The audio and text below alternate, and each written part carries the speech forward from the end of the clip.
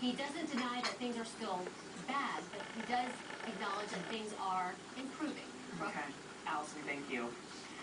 One man who knows a lot about the pursuit of wealth is Jordan Belfort, and his life story is now the Oscar-nominated movie on the basis for The Wolf of Wall Street. And Belfort's real life was every bit as out of control as it looks when played by Leonardo DiCaprio.